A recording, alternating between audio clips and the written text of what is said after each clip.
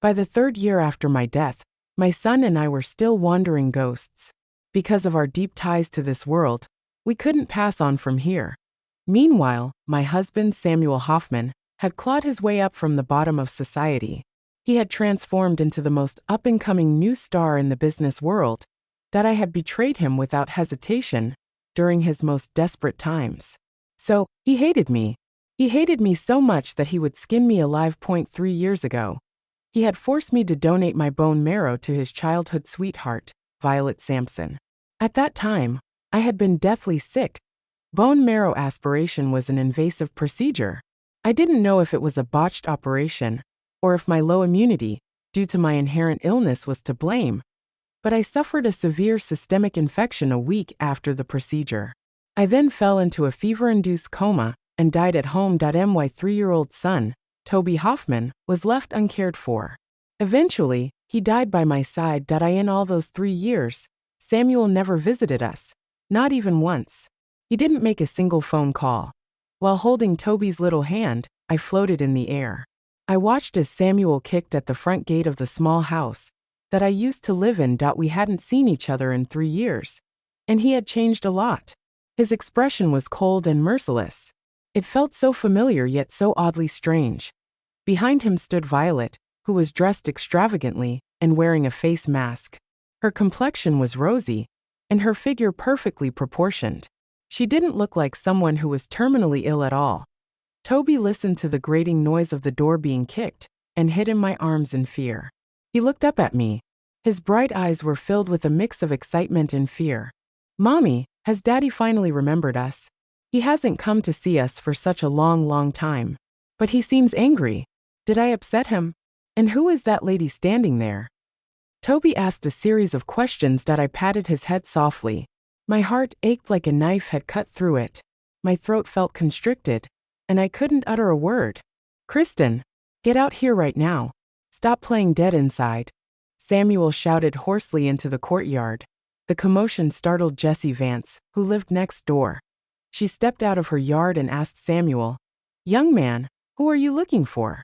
No one has lived here for a long time." Samuel composed himself and asked, "Didn't Kristen live here? Has she moved away?" Jessie's eyes dimmed as she sighed. "Are you talking about Kristen Zucker? That poor young woman died 3 years ago." Samuel froze for a moment. Jessie continued, "I heard that she was forced to donate her bone marrow when she was very ill. She passed away a few days after coming back. It was truly tragic." Violet's expression changed and her face turned pale.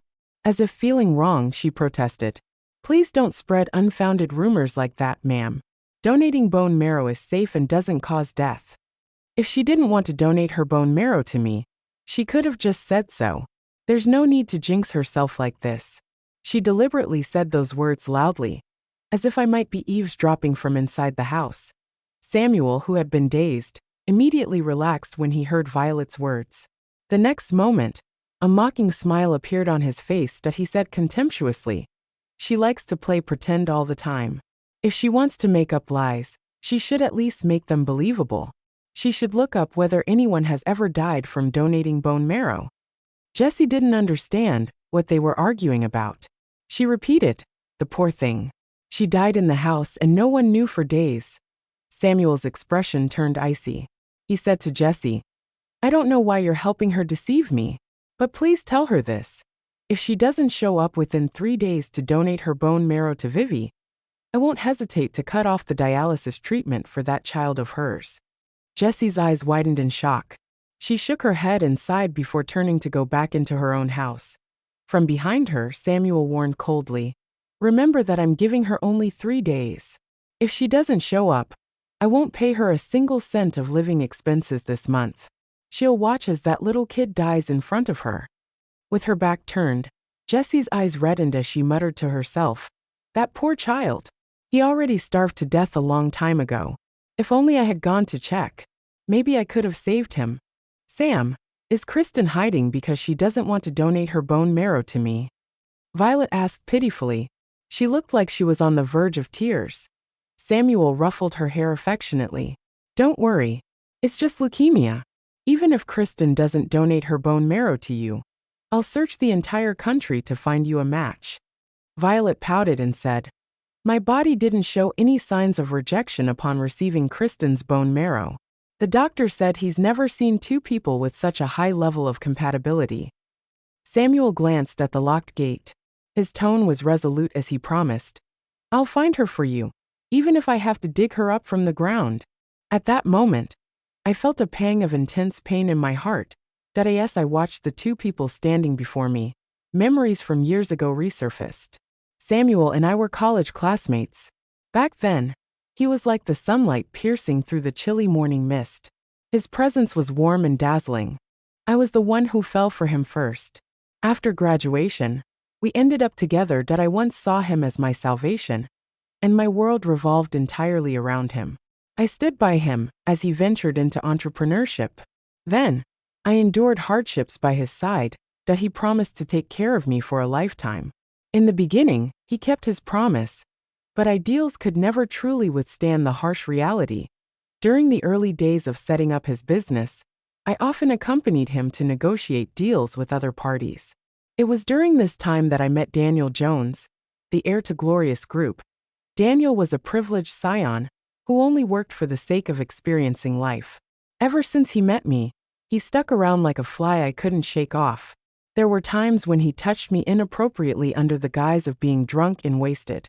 Finally, things turned ugly one day.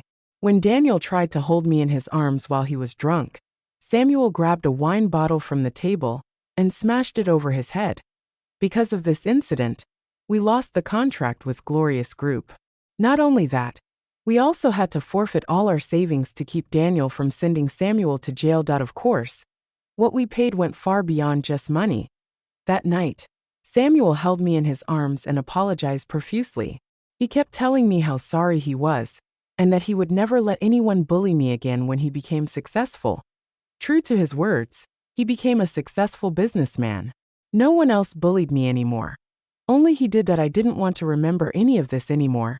I looked at the face that had only become more unfeeling and ruthless after all these years. The stifling summer wind tousled his hair and deepened the already furrowed lines of his brows. He looked immensely troubled. He held Violet in his arms. His gaze was fixed on the weeds that had grown half a foot tall at the courtyard gate. The year I betrayed Samuel was during the second year of our marriage. At that time, I was already over a month pregnant. But neither of us knew about this. By then, Samuel's business had started to flourish. It even attracted several investors. It should have been a period of steady growth. However, everything fell apart without warning. Deals that had been finalized were abruptly canceled. The capital funds dried up, and product issues kept cropping up one after another. Bank loans were cut off.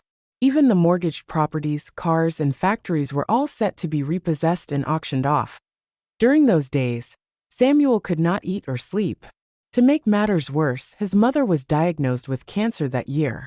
An enormous sum of money was needed for her treatment. I pulled some strings and looked into the odd circumstances surrounding Samuel's business. Soon, I discovered that the person sabotaging his company was none other than Daniel, the man he had once hit with a wine bottle for my sake. At this point, Daniel sought me out.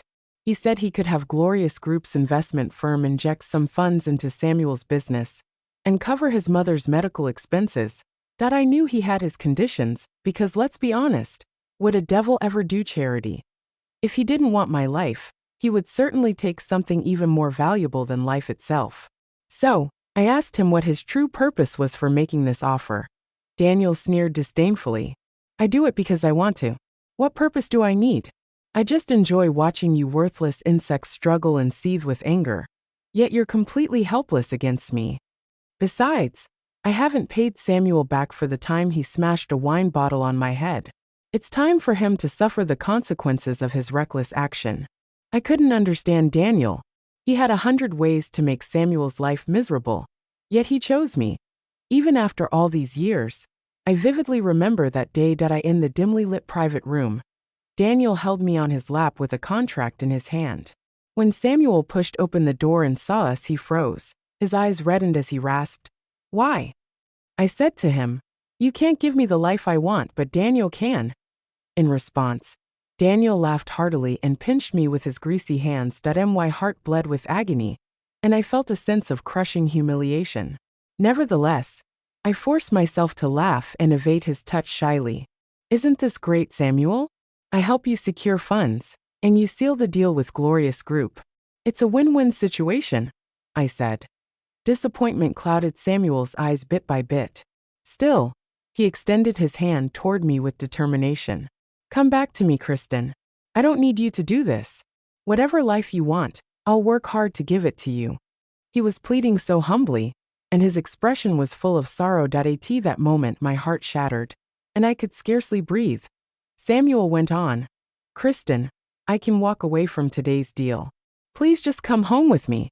He had once been so confident and proud.